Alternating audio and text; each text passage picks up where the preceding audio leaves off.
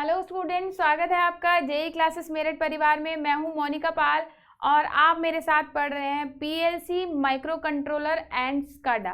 तो सभी बच्चे हमारे साथ जल्दी से लाइव जुड़ जाइए, और जो बच्चे हमारे साथ लाइव ऑलरेडी जुड़ गए हैं वो अपने दोस्तों को, अपने फ्रेंड्स को, अपने डिप्लोमा के जानने वाले जितने भी क्लासमेट्स हैं, स्टूडेंट्स हैं, सभी को ये क्लास जल्दी से शेयर कर दीजिए ताकि वो भी हमारे साथ फटाफट से लाइव जुड़ जाएं। तो बच्चों, इतने सभी स्टूडेंट्स हमारे साथ लाइव आते हैं, हम थोड़ा सा डिस्कशन इस बात पे कर लेते हैं कि हमने प्रीवियस क्लास में कौन कौन से टॉपिक कवर कर लिए हैं। तो हम बहुत ही इंपॉर्टेंट चैप्टर अभी प्रेजेंटली कर रहे हैं जो कि चैप्टर 3 है, जिसमें हमने micro controller 8051 that means MCS 51 को उसका ओवरव्यू पढ़ना स्टार्ट कर दिया। ये कि है MCS 51 ओवरव्यू या माइक्रो कंट्रोलर 8051 का ओवरव्यू चैप्टर हम पढ़ रहे हैं, जिसमें हमने बेहद ही इंपॉर्टेंट टॉपिक अभी रिसेंटली कवर किए हैं। लास्ट क्लास में मैंने आपको बताया था कि 8051 माइक्रो कंट्रोलर का आर्किटेक्चर किस प्रकार से होता है और किस तरीके से, और उसके आर्किटेक्चर में हर एक ब्लॉक जो है वो क्या क्या काम करता है। तो हमने आपको बताया था कि आर्किटेक्चर वाला जो टॉपिक है बहुत ही इंपॉर्टेंट टॉपिक है बच्चों, क्योंकि 5 नंबर में एक क्वेश्चन आने की पॉसिबिलिटी है, जिसमें से 3 नंबर आर्किटेक्चर डायग्राम के ही होते हैं। तो आप समझ सकते हैं कितना इंपॉर्टेंट ये हमारा एक टॉपिक है जो आर्किटेक्चर ऑफ 8051 है, क्योंकि इसमें 3 नंबर का आर्किटेक्चर का ही डायग्राम हमारा होगा। तो अगर आपने बहुत बेहतरीन तरीके से, बहुत परफेक्ट वे से, बहुत अच्छे तरीके से अगर आपने इसका आर्किटेक्चर बना दिया, इसका डायग्राम प्रॉपरली बनाया, हर एक ब्लॉक को बहुत अच्छे से, बहुत शानदार तरीके से आपने उसको मेंशन कर दिया, तो आपके 3 नंबर पक्के ही पक्के हैं। तो आपको, अगर आपने एवरेज बनाया है, बहुत परफेक्ट बनाया, तो 2 से 3 नंबर आपके डायग्राम में ही बनते हैं, और साथ ही साथ 2 नंबर आपके थ्योरी के होते हैं। तो ये 5 नंबर का क्वेश्चन है जो कि आपका पक्का हो गया। तो आर्किटेक्चर में हमने बताया था, बहुत सारी इंपॉर्टेंट चीज़ें हमने बताई थी। पहला ही ब्लॉक हमने डिस्कस किया था कि इसका बहुत इंपॉर्टेंट ब्लॉक जो कि है CPU। तो बताया गया था कि CPU का पूरा नाम क्या है, सेंट्रल प्रोसेसिंग यूनिट है, और सेंट्रल प्रोसेसिंग यूनिट या फिर CPU माइक्रो कंट्रोलर का बहुत इंपॉर्टेंट भाग है। क्यों इंपॉर्टेंट भाग है बच्चों? क्योंकि इसमें जितने भी प्रोग्राम्स, जो भी ऑपरेशंस या जो भी इंस्ट्रक्शंस आप परफॉर्म कराते हो कंट्रोलर से अपने, दैट मीन्स माइक्रो कंट्रोलर से, वो सारी की सारी इस CPU में भी ही परफॉर्म होती हैं। जितना भी ऑपरेशन होगा, जो भी प्रोग्राम एग्जीक्यूट होगा, सारा CPU में ही होता है। CPU क्या करता है, प्रोग्राम मेमोरी से प्रोग्राम को मतलब रीड करता है कि प्रोग्राम मेमोरी में, दैट मीन्स रोम में, जितना भी आपने इंस्ट्रक्शन या प्रोग्राम सेव किया है उसके अनुसार प्रोग्राम को रीड करता है, और सिक्वेंशियल मैनर में, दैट मीन्स एक सही सीक्वेंस में क्या करता है, प्रोग्राम को एग्जीक्यूट करता है। तो इसीलिए हमने कहा कि CPU हमारे माइक्रो कंट्रोलर का बहुत ही इंपॉर्टेंट भाग है, या आप सीधे सीधे कह सकते हैं जिस तरीके से हम ह्यूमंस के लिए, हम इंसानों के लिए क्या होता है, हमारा दिमाग होता है, जितनी भी प्रोसेसिंग होती है, जितना भी हम सोचते हैं, जितना भी हम कर पाते हैं, सब अपने ब्रेन की वजह से कर पाते हैं। सिमिलरली जिस तरीके से कंप्यूटर में होता है, उसी तरह से माइक्रो कंट्रोलर का भी हम कह सकते हैं ब्रेन होता है CPU। तो माइक्रो कंट्रोलर के लिए मस्तिष्क के समान होता है हमारा CPU, जिसमें जितनी भी प्रोसेसिंग होगी, चाहे वो लॉजिकल आप कह लो या मैथमेटिकल कह लो, यानी चाहे अर्थमेटिकल हो ऑपरेशन या हमारा लॉजिकल ऑपरेशन हो, जितने भी इस प्रकार के ऑपरेशन होते हैं सब CPU में ही संपन्न होते हैं, और CPU की प्रोग्रामिंग पर यूज़र का कोई कंट्रोल नहीं होता है, क्योंकि क्या करता है CPU, केवल जो प्रोग्राम मेमोरी में स्टोर्ड प्रोग्राम है उसके अनुसार ही एग्जीक्यूट करता चला जाता है प्रोग्राम को। तो बहुत इंपॉर्टेंट ब्लॉक था। उसके बाद हमने बताया था कि हमारे जो एक और इम्पॉर्टेंट ब्लॉक है वो है हमारा इंटरप्ट कंट्रोल। तो बताया था इंटरप्ट कंट्रोल क्या होता है। इंटरप्ट बहुत इंपॉर्टेंट चीज़ है, ये आगे भी टॉपिक आने वाला है, इसलिए मैंने आपसे कहा था बहुत ध्यान से इसको सुनना कि इंटरप्ट क्या होता है, कितने प्रकार की इंटरप्ट होती है, क्योंकि अलग से क्वेश्चन इसमें बन सकता है कि माइक्रो कंट्रोलर की इंटरप्ट को समझाइए। तो बताया था क्या होता है, जब हमारा माइक्रो कंट्रोलर मेन प्रोग्राम को एग्जीक्यूट कर रहा हो, मेन प्रोग्राम को एग्जीक्यूट करते समय अगर किसी दूसरे सब रूटीन की कॉल आ जाए सब रूटीन की रिक्वेस्ट आ जाए तो उसे हम क्या कहते हैं, इंटरप्ट कहते हैं। इसको मैंने उदाहरण के तौर पे आपको समझाया था, लेकिन मेरे प्यारे बच्चों ये उदाहरण आप कॉपी में मत लिखना। ये उदाहरण केवल आपको समझाने के पर्पज से, ताकि आपको टॉपिक का कॉन्सेप्ट बिल्कुल डाइल्यूटेड वे में समझ में आ जाए। कुछ स्टूडेंट ऐसा भी कर देते हैं कि ऐसे कुछ उदाहरण कॉपी में लिख लेते हैं, ऐसा वाकया मेरे साथ हुआ है, इसलिए मैं आपको बता रही हूँ कि आप जो एग्जाम्पल मैं आपको बताती हूँ, जो भी सिली या कुछ भी ऐसे एग्जाम्पल बताती हूँ, वो केवल इसलिए बताए जाते हैं ताकि आप टॉपिक को डेप्थ में समझ लें। ठीक है, जैसे बचपन में होता था ना, आपको कहानियाँ बताई जाती थी और वो कहानियाँ जो होती थी, भालू ने ऐसे कहा, बंदर ने ऐसे कहा, हालांकि वो बोलते नहीं है आपको पता है, लेकिन उन कहानियों का मकसद केवल ये होता था ताकि आपको मॉरल समझ में आ जाए। सिमिलरली जब मैं कोई टॉपिक बताती हूँ उसमें कुछ एग्जाम्पल्स भी ले लेती हूँ जो कि हमारे डे टू डे लाइफ से गुजरे हुए एग्जाम्पल्स होते हैं, तो वो एग्जाम्पल केवल इसलिए बताए जाते हैं ताकि आपको दिमाग में फिट हो जाए कॉन्सेप्ट। तो यहाँ मैंने बताया था कि मान लीजिए आप किसी बहुत इंपॉर्टेंट कॉल पे, बहुत ऑफिशियल कॉल है, आप उस पर बिजी हैं, दैट मीन्स आप मेन प्रोग्राम को एग्जीक्यूट कर रहे हैं बच्चों, और मेन प्रोग्राम को एग्जीक्यूट करते वक्त किसी दूसरे सब रूटीन की कॉल आ जाए, यानी आप ऑफिशियल कॉल पर बिजी हैं और उस समय आपकी मदर का कॉल आ जाए, तो दैट इज इंटरप्ट। ठीक है, हालांकि ये कहना सही नहीं होगा, मदर इंटरप्ट नहीं होती। ठीक है, तो मान लीजिए किसी स्ट्रेंजर की, किसी अननोन नंबर की या किसी भी XYZ बंदे की आपको कॉल आती है, तो मेन प्रोग्राम एग्जीक्यूट करते वक्त जब आपको किसी दूसरे व्यक्ति की कॉल आती है, यानी जो माइक्रो कंट्रोलर है वो मेन प्रोग्राम को एग्जीक्यूट कर रहा है और उस मेन प्रोग्राम को एग्जीक्यूट करते वक्त किसी दूसरे सब रूटीन की क्या आ जाए, कॉल आ जाए, तो वो क्या कहलाती है, इंटरप्ट। ठीक है, तो मैंने बताया था इंटरप्ट जो होती है वो 5 प्रकार की हो सकती हैं, 2 आपकी एक्सटर्नल इंटरप्ट होती हैं, 3 आपकी इंटरनल इंटरप्ट होती हैं, तो कुल मिला के 5 प्रकार की इंटरप्ट होती हैं। इनको एक्सटर्नल इंटरप्ट को कौन कौन सी पिन पे कनेक्ट करना होता है ये भी हम ऑलरेडी आपको बता चुके हैं। उसके बाद बताया था कि इसमें एक और इम्पॉर्टेंट है, वो है मेमोरी। तो माइक्रो कंट्रोलर की 2 प्रकार की मेमोरी होती है, कौन कौन सी, प्रोग्राम मेमोरी और डेटा मेमोरी। प्रोग्राम मेमोरी को रोम कहते हैं और डेटा मेमोरी को हम रैम कहते हैं। रोम की जो लिमिट होती है 4 KB की होती है और रैम जो होती है 128 बाइट्स की होती है। तो कुल मिला के 2 प्रकार के इसमें मेमोरी ब्लॉक भी होते हैं। उसके बाद बात करें, फिर था हमारा आर्किटेक्चर में टाइमर ब्लॉक। ये छोटा सा रिवीजन भी आपके लिए हो जाएगा, तो ध्यान से सुने, इसको स्किप करने की कोशिश ना करें ताकि आर्किटेक्चर जो है वो आपके दिमाग में बैठ जाए। तो टाइमर 2 प्रकार के टाइमर हो सकते हैं, है ना, 16 बिट के टाइमर होते हैं जिनके नाम होते हैं टाइमर 0 और टाइमर 1। तो 2 तरह के टाइमर होंगे आर्किटेक्चर में, खत्म। उसके बाद बस की बात करें तो 2 प्रकार की, हम कहें मेनली 2 तरह की बस होती हैं, एड्रेस बस और डेटा बस। एड्रेस बिट्स को जो कैरी करती है वो क्या कहलाती है, हमारी एड्रेस बस। जो डेटा बिट्स को कैरी करती है वो कहलाती है हमारी डेटा बस। तो एड्रेस बस होती है उसमें 16 लाइन्स होती हैं, क्योंकि एड्रेस जो होता है वो 16 बिट का होता है, और डेटा बस जो होती है वो 8 बिट की होती है, क्योंकि 8 लाइन्स होती हैं उसमें, क्योंकि वो 8 बिट का डेटा कैरी करती है। तो कुल मिला के हमारी 2 प्रकार की बस होती है। उसके बाद लास्ट हमारा ब्लॉक था ऑस्किलेटर। ऑस्किलेटर क्या होता है, ऑस्किलेटर में मैंने आपको बताया था कि आपके माइक्रो कंट्रोलर को ऑपरेट होने के लिए कुछ क्लॉक पल्सेस की ज़रूरत होती है, हाई फ्रिक्वेंसी की पल्सेस की आवश्यकता होती है, जिससे हमारा माइक्रो कंट्रोलर ऑपरेट होता है। तो माइक्रो कंट्रोलर को ऑपरेट करने के लिए हमारी माइक्रो कंट्रोलर की जो IC होती है उस पर ऑन चिप एक ऑस्किलेटर होता है, जो कि होता है क्रिस्टल ऑस्किलेटर। ये क्रिस्टल ऑस्किलेटर 12 मेगाहर्ट्ज की फ्रिक्वेंसी जनरेट करता है, जो कि हमारे माइक्रो कंट्रोलर को ऑपरेट करने के लिए आवश्यक होती है। हालांकि आप माइक्रो कंट्रोलर के साथ पिन नंबर 18, 19, XTL1, XTL2 से क्या कर सकते हैं, एक्सटर्नल क्लॉक जनरेटर को, या आप कह लो एक्सटर्नल ऑस्किलेटर को कनेक्ट कर सकते हो। एक्सटर्नल क्लॉक भी आप इस पर अप्लाई कर सकते हो। तो ये आ गया हमारा ऑस्किलेटर का ब्लॉक। लास्ट ब्लॉक जो था मैंने कहा था, इसको भी बहुत ध्यान से समझना।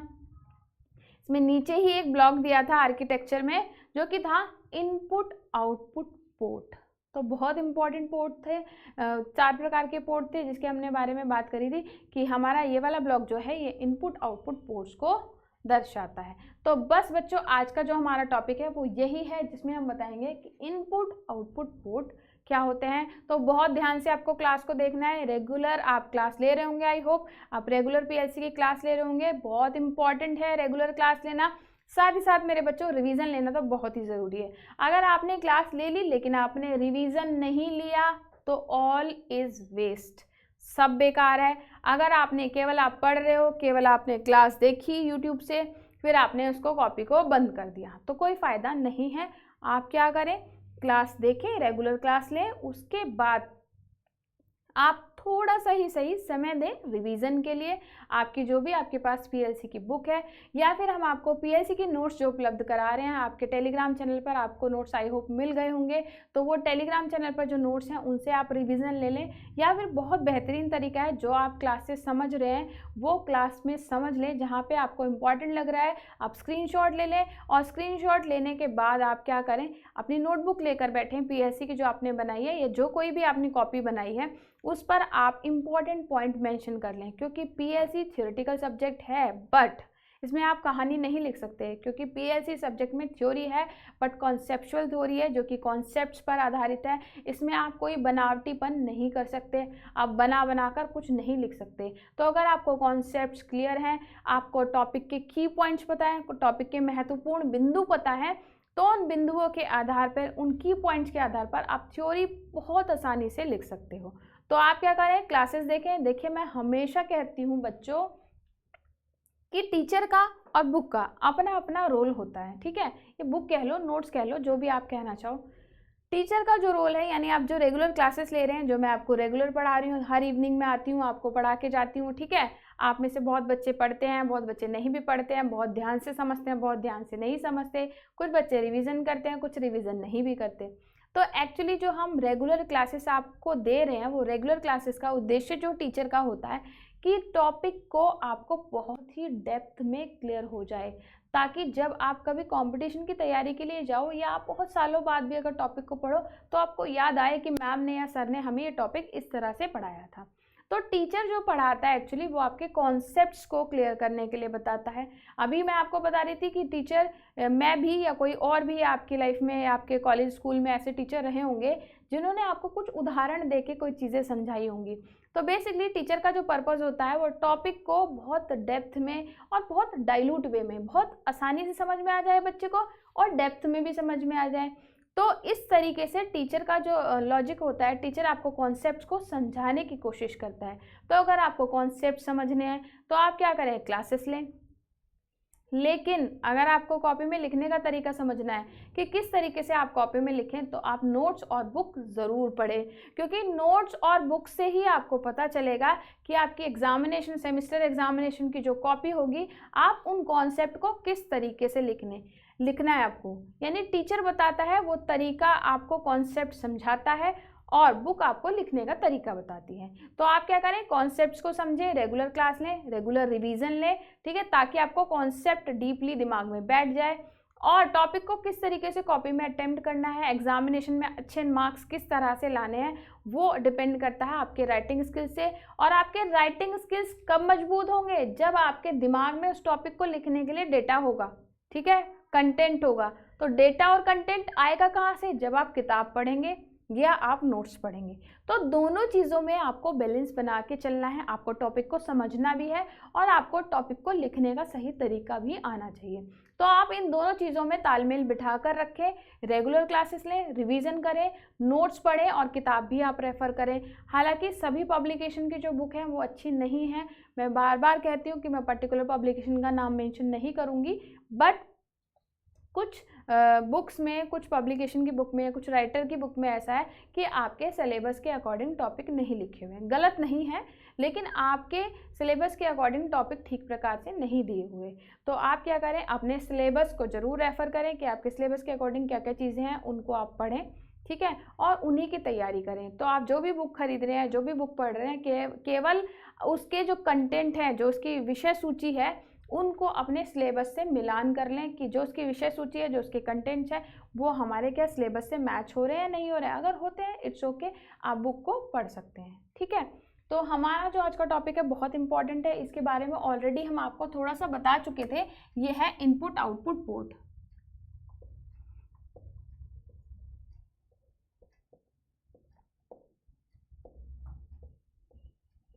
अब ये इनपुट आउटपुट पोर्ट क्या होते हैं और माइक्रो कंट्रोलर में कितने प्रकार के इनपुट आउटपुट पोर्ट हमारे होते हैं, ये हम इस टॉपिक में कवर करेंगे। तो बेसिकली नाम से स्पष्ट है, इनपुट आउटपुट पोर्ट। जिस तरीके से आप कहीं आने जाने के लिए या ट्रैवल करने के लिए, एयरपोर्ट आपने सुना होगा, ठीक है, ये भी फिर एक उदाहरण ले रही हूँ आपको, कि जैसे आप आने जाने के लिए एयरपोर्ट यूज़ करते हैं, यानी एक जगह होती है जहाँ से आप हेलीकॉप्टर प्लेन लेते हो, फिर एक जगह से दूसरी जगह जाते हो। सिमिलरली यहाँ पर ये पोर्ट जो शब्द आया है ये उसी से आया है। तो पोर्ट एक स्थान है जहाँ पर आप इनपुट आउटपुट डिवाइस को कनेक्ट करते हो।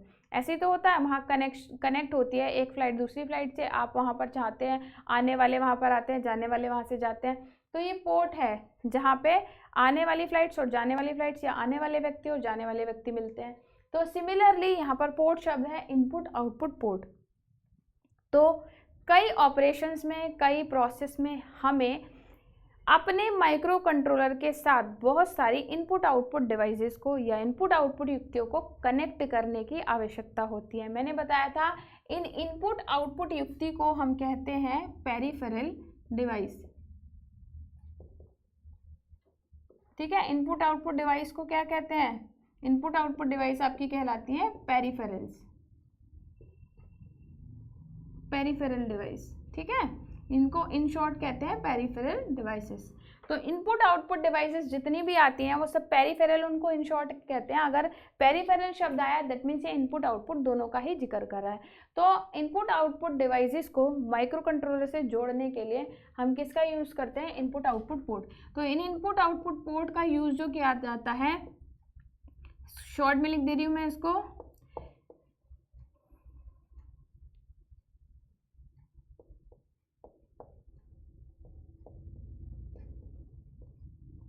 इनपुट आउटपुट पोर्ट का यूज इनपुट व आउटपुट डिवाइसेस को माइक्रो कंट्रोलर के साथ, मैंने शॉर्ट में लिख दिया है, ठीक है, माइक्रो कंट्रोलर के साथ करने के लिए हमें इनपुट आउटपुट पोर्ट की आवश्यकता होती है। यानी जब पेरिफेरल डिवाइसेस को या इनपुट आउटपुट डिवाइसेस को हमें माइक्रो कंट्रोलर से जोड़ना होता है तो हम किसकी सहायता से जोड़ते हैं? इनपुट आउटपुट पोर्ट की सहायता से जोड़ते हैं। या हम कह सकते हैं सीधे सीधे शब्दों में, इनपुट आउटपुट पोर्ट का जो प्रयोग किया जाता है वो माइक्रो कंट्रोलर के साथ पेरिफेरल डिवाइस को कनेक्ट करने के लिए किया जाता है। तो इतनी बात हमें क्लियर हो गई। दूसरी बात इसमें बात करें कि हमारे कितने प्रकार के पोर्ट होते हैं। तो हमारे माइक्रो कंट्रोलर में कितने पोर्ट होते हैं? 4 पोर्ट्स होते हैं। कितने पोर्ट होंगे? 4 पोर्ट होते हैं, ठीक है। क्या क्या नाम होते हैं उनके? P0, P1, P2 और P3। तो माइक्रो कंट्रोलर में 4 प्रकार के पोर्ट होते हैं, 4 पोर्ट्स होते हैं जिनके नाम होते हैं P0, P1, P2 and P3। दूसरी इंपॉर्टेंट बात कि हर एक पोर्ट कितने बिट का होता है? 8 बिट के लिए कॉन्फ़िगर होता है।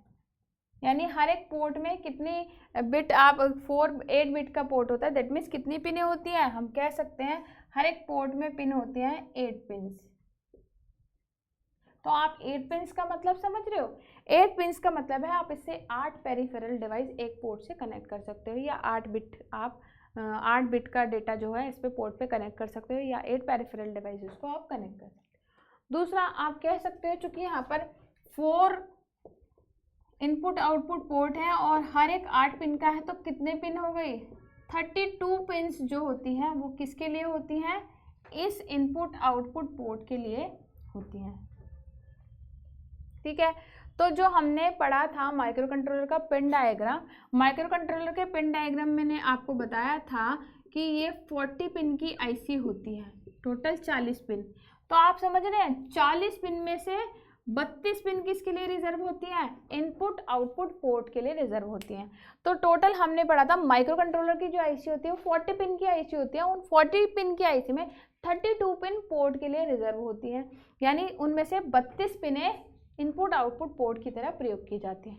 कुल मिला के 4 पोर्ट होते हैं। फिर छोटा सा रिवीजन ले लेते हैं। मैं आपको बता दूं कि इनपुट आउटपुट पोर्ट क्या होता है, पहले बता दें। इनपुट आउटपुट डिवाइसेस को पेरिफेरल डिवाइस भी कहते हैं, और इनपुट आउटपुट पोर्ट का उपयोग इनपुट व आउटपुट डिवाइसेस को माइक्रो कंट्रोलर के साथ कनेक्ट करने के लिए किया जाता है। हमारे 8051 माइक्रो कंट्रोलर में 4 प्रकार के पोर्ट होते हैं, जो कि P0, P1, P2 and P3 हैं। हर एक पोर्ट में 8 पिन्स होती हैं, यानी 8 बिट होती हैं। और इसमें हम कह सकते हैं कुल मिला के 8 चौक 32 पिन्स होती हैं जो कि हमारे इनपुट आउटपुट पोर्ट के लिए रिजर्व होती हैं। तो माइक्रो कंट्रोलर की आईसी में टोटल 40 पिन्स होती हैं, उन 40 पिन्स में से टोटल 32 पिन्स हमारे इनपुट आउटपुट पोर्ट के लिए रिजर्व होती है। नॉर्मली जो फंक्शन होता है हमारे पोर्ट्स का, जब मैंने आपको बताया कि इससे आप इनपुट भी जोड़ सकते हो और आउटपुट भी, नाम से पता चल रहा है इनपुट आउटपुट पोर्ट, यानी इनपुट डिवाइस भी कनेक्ट कर सकते हो और आउटपुट डिवाइस भी आप इससे कनेक्ट कर सकते हो। इनपुट युक्ति भी हो सकती है या कोई आउटपुट युक्ति भी ये हो सकती है। तो आप एक टाइम में केवल एक ही डिवाइस को, या तो इनपुट को या आउटपुट डिवाइस को कनेक्ट कर सकते हो। तो जब क्या हो, लॉजिक क्या हो 0, तो ये किसकी तरह काम करेगा, आउटपुट पोर्ट की तरह, और जब लॉजिक क्या होगा 1, तो किसकी तरह काम करेगा, इनपुट पोर्ट की तरह। या आप कह लो इस पे आउटपुट डिवाइस को आप कनेक्ट कर सकते हो और इसके केस में इनपुट डिवाइस को आप कनेक्ट कर सकते हो। तो जो स्टार में मैं पॉइंट लिख रही हूँ ये बहुत इंपॉर्टेंट पॉइंट है, इनको ध्यान से देख लें आप, ठीक है। तो कुल मिला के जो हमारा इनपुट आउटपुट पोर्ट का यूज़ किया जाता है इनपुट आउटपुट डिवाइसेस को माइक्रो कंट्रोलर के साथ कनेक्ट करने के लिए किया जाता है। इनपुट आउटपुट डिवाइस को पेरिफेरल डिवाइस भी कहते हैं। तो इस आधार पे हम कह सकते हैं पेरिफेरल डिवाइसेस को माइक्रो कंट्रोलर के साथ जोड़ने के लिए हम इनपुट आउटपुट पोर्ट का यूज़ करते हैं। माइक्रो कंट्रोलर 8051 में कुल 4 प्रकार के इनपुट आउटपुट पोर्ट होते हैं, जो P0, P1, P2, P3 हैं, और हर एक पोर्ट के लिए 8 पिन्स होती हैं, यानी हर एक पोर्ट में कितनी पिनें होती हैं, 8 पिन। तो कुल मिला के 8 चौक 32 पिन जो होती हैं वो इनपुट आउटपुट पोर्ट के लिए रिजर्व होती हैं। हमारी जो माइक्रो कंट्रोलर की आईसी है उसमें 40 पिनें होती हैं और 40 में से कुल 32 पिनें हमारी इनपुट आउटपुट पोर्ट के लिए रिजर्व होती है। और इन इनपुट और आउटपुट पोर्ट पे आप बहुत सारे इनपुट और आउटपुट डिवाइसेस को कनेक्ट कर सकते हैं, बट बशर्ते एक समय पर या तो केवल इनपुट डिवाइस कनेक्ट होगी या केवल आउटपुट डिवाइस कनेक्ट होगी। और इनपुट डिवाइस को कनेक्ट करने के लिए या ऐसे इनपुट पोर्ट की तरह इस्तेमाल करने के लिए लॉजिक क्या होना चाहिए, 1, और आउटपुट पोर्ट की तरह इस्तेमाल करने के लिए या किसी आउटपुट डिवाइस को कनेक्ट करने के लिए लॉजिक क्या होना चाहिए, 0। और आपको पता है यहाँ 0 लॉजिक 0 होने का अर्थ है कि वोल्टेज क्या होनी चाहिए, 0 वोल्ट, और लॉजिक 1 होने का अर्थ है कि आउटपुट क्या होनी चाहिए, 5 वोल्ट। ठीक है, इतनी चीज़ें आप नोट कर लीजिए।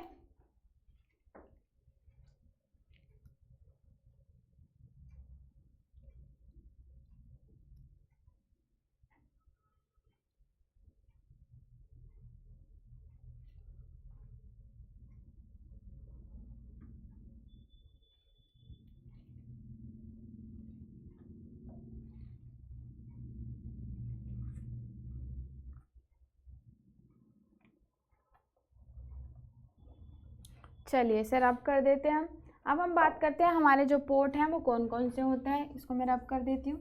4 तरह के पोर्ट मैंने आपको बताए, P0, P1, P2, P3। तो एक है हमारा P0, या इसको हम ऐसे भी लिख सकते हैं port 0, port 1, port 2 and port 3। ये सब मैं आपको प्रीवियस क्लास में ऑलरेडी थोड़ा सा पोर्ट्स के बारे में, इनपुट आउटपुट पोर्ट के बारे में बता चुके। जब हमने आपको पिन डायग्राम समझाया था 8051 का, और जो पिन डायग्राम हमने कराया था बहुत इंपॉर्टेंट टॉपिक है ये, मैंने तब भी आपको बताया था। आर्किटेक्चर और पिन डायग्राम बहुत इंपॉर्टेंट टॉपिक है, इनको मिस नहीं करना आपको। तो अगर आपने क्लास नहीं देखी हो, मिस कर दी हो, तो आप क्या करें, उसका दोनों ही आर्किटेक्चर का और पिन डायग्राम का क्लास ज़रूर देख लें। उसका क्लास आपको डिस्क्रिप्शन बॉक्स में मिल जाएगा, या फिर आप हमारी PLC माइक्रो कंट्रोलर की प्लेलिस्ट पर जाएं। आप चैनल खोलेंगे, चैनल पे प्लेलिस्ट के ऑप्शन पे जाएं, प्लेलिस्ट में PLC माइक्रो कंट्रोलर की आपको पूरी प्लेलिस्ट खुलकर आ जाएगी। तो उस प्लेलिस्ट में आप पिन डायग्राम 8051 का और 8051 का आर्किटेक्चर ज़रूर पढ़ लें। बहुत ही इंपॉर्टेंट टॉपिक है दोनों, इनमें से एक क्वेश्चन आपको मिलेगा ही मिलेगा। तो बहुत इंपॉर्टेंट टॉपिक है, उनको ज़रूर देख लें।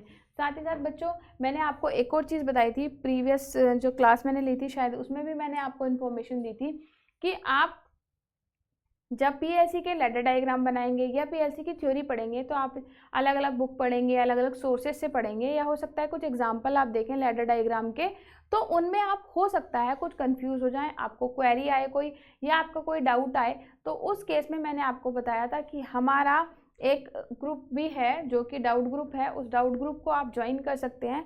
डाउट ग्रुप का नाम मैं अभी आपको बता देती हूँ। तो डाउट ग्रुप आप टेलीग्राम चैनल पे हमारा डाउट ग्रुप भी ज्वाइन कर सकते हैं, ठीक है। और टेलीग्राम चैनल पे डाउट ग्रुप है हमारा, ये है JEC poly electrical and ECE doubt, ठीक है। तो ये हमने स्पेशली आप लोगों के डाउट क्लियर करने के लिए ही क्रिएट किया है। तो आपको अपने पीएलसी से संबंधित जितने भी प्रॉब्लम आते हैं, ठीक है, वो सभी आप अपने डाउट ग्रुप में डाल दें। ये है हमारा JEC poly doubt group electrical and electronics.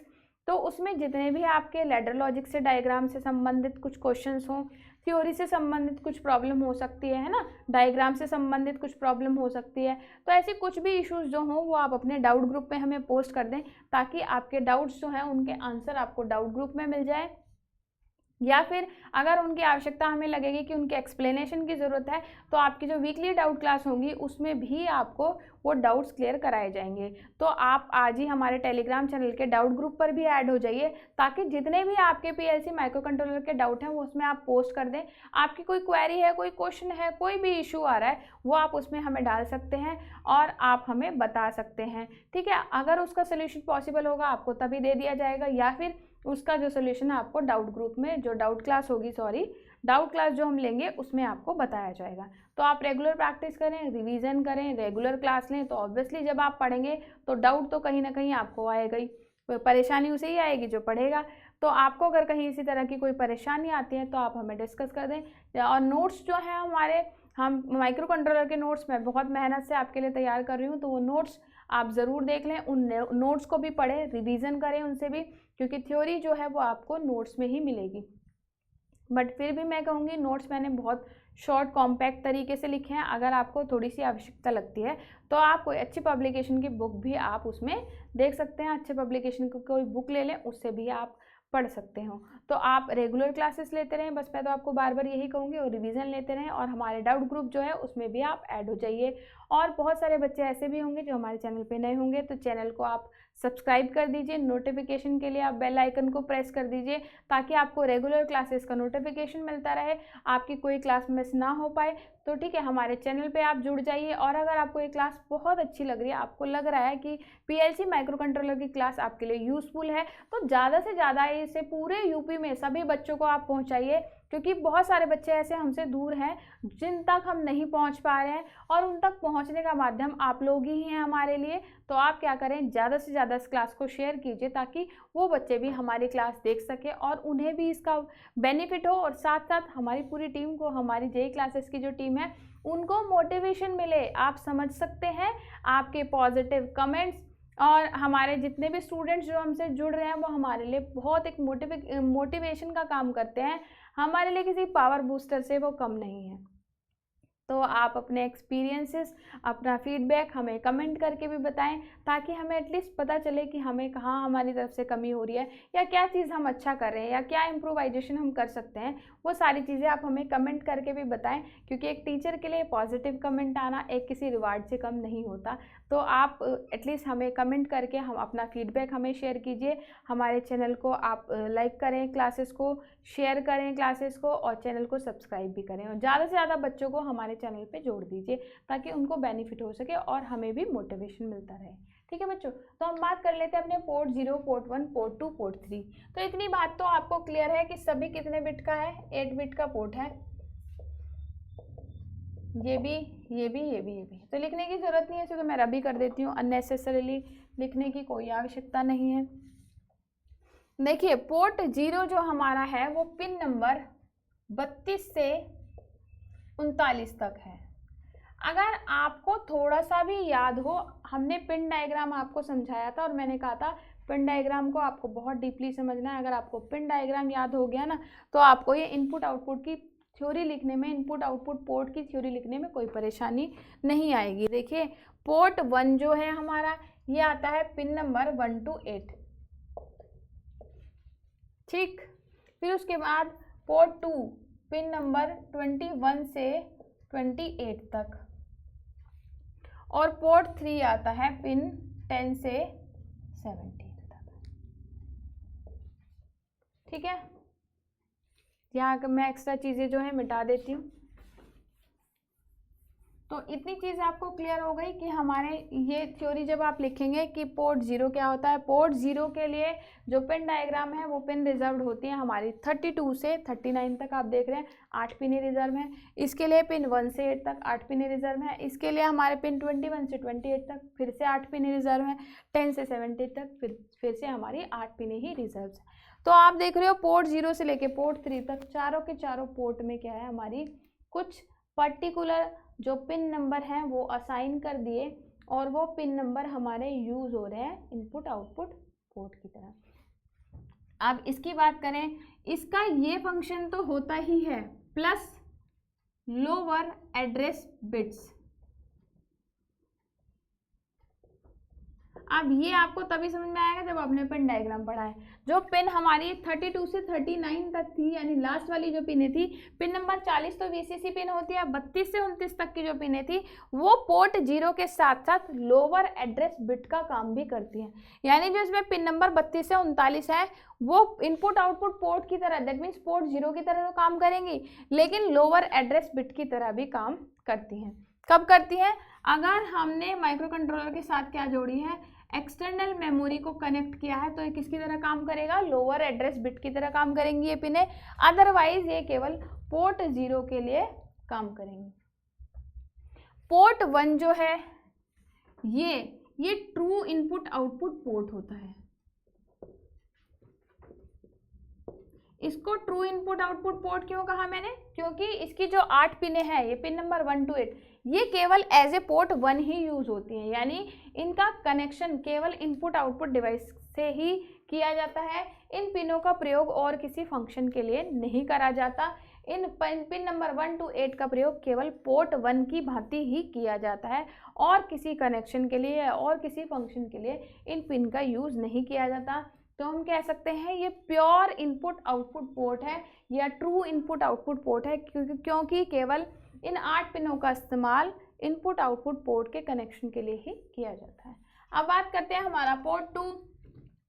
Port 2 में 21 से लेकर हमारी 28 तक की पिनें रिजर्व हैं, और ये होती है हमारी हायर ऑर्डर एड्रेस बिट।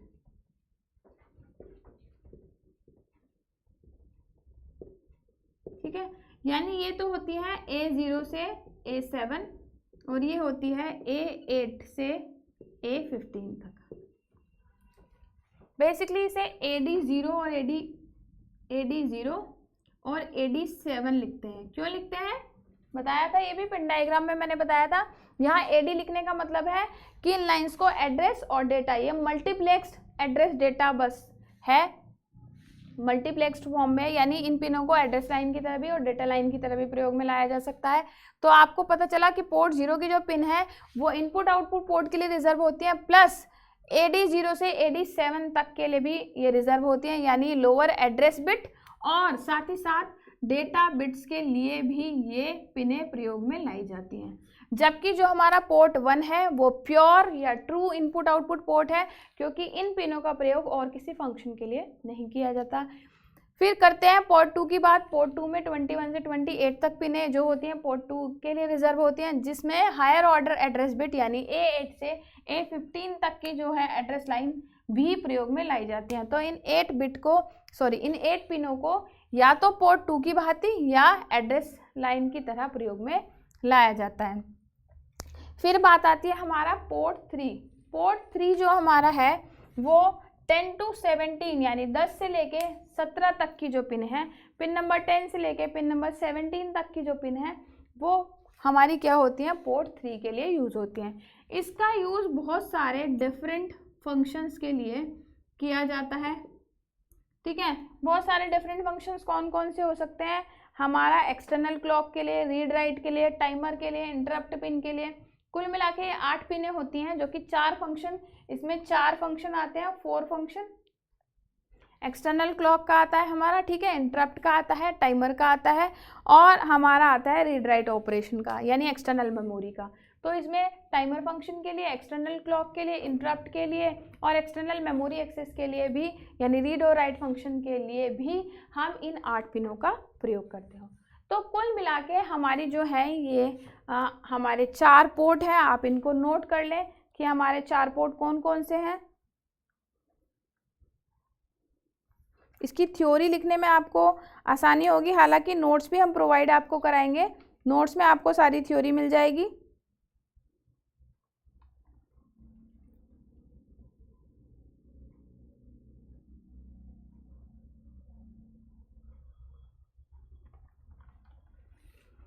ठीक है बच्चों, तो ये हमारा था 4 प्रकार के इनपुट आउटपुट पोर्ट थे जो कि बहुत इंपॉर्टेंट है, ठीक है। हालांकि मैं आपको कहूँ, मैं बार बार कह रही हूँ, पिन डायग्राम आर्किटेक्चर बहुत इंपॉर्टेंट है इससे ज़्यादा, ठीक है। तो आप उनको ध्यान से पढ़ें, इसके बारे में मैंने आपको जितना इंपॉर्टेंट था वो आपको बता चुके हैं। 4 प्रकार के पोर्ट होते हैं जिनका प्रयोग इनपुट आउटपुट डिवाइस को माइक्रो कंट्रोलर के साथ कनेक्ट करने के लिए किया जाता है, या इन शॉर्ट कहूँ, पेरिफेरल डिवाइसेस को माइक्रो कंट्रोलर को से कनेक्ट करने के लिए इनपुट आउटपुट पोर्ट का इस्तेमाल किया जाता है। 4 प्रकार के पोर्ट होते हैं, P0, P1, P2, P3। हर एक पोर्ट में 8 पिनें होती हैं, कुल मिला के 32 पिनें रिजर्व होती हैं हमारी इनपुट आउटपुट पोर्ट के लिए। तो हमने लिख दिया पोर्ट 0, पोर्ट 1, पोर्ट 2, पोर्ट 3, और कौन कौन सी पिनें पोर्ट के लिए रिजर्व होती हैं वो बता दिया। इनमें से ट्रू जो पोर्ट होता है पोर्ट 1 होता है, बाकी सारे जो पोर्ट हैं उनका यूज़ दूसरे फंक्शंस के लिए भी किया जाता है। ये सब मैं आपको एक्सप्लेन कर चुकी हूँ। तो बच्चों बस आज की क्लास हमारी यहीं पे ख़त्म होती है। अगली क्लास में हम आपको बताएंगे कि स्पेशल फंक्शन रजिस्टर जो होते हैं वो क्या होते हैं, स्पेशल फंक्शन रजिस्टर का यूज़ किस लिए किया जाता है, और साथ साथ माइक्रो कंट्रोलर के एड्रेसिंग मोड्स क्या होते हैं। तो माइक्रो कंट्रोलर के एड्रेसिंग मोड और स्पेशल फंक्शन रजिस्टर के बारे में पढ़ेंगे। तो अगर मैं, हो सकता है कि आपको एड्रेसिंग मोड्स पहले पढ़ाऊँ, क्योंकि एड्रेसिंग मोड्स ज़्यादा इंपॉर्टेंट चैप्टर है कि कितने प्रकार के एड्रेसिंग मोड्स हमारे माइक्रो कंट्रोलर में हो सकते हैं। तो अगली क्लास में आई होप आप टाइम से आएंगे और रेगुलर क्लास लेते रहेंगे और रेगुलर रिविज़न करते रहेंगे। चलिए, तो मुझे इजाज़त दीजिए। Thank you so much. जय हिंद, जय भारत।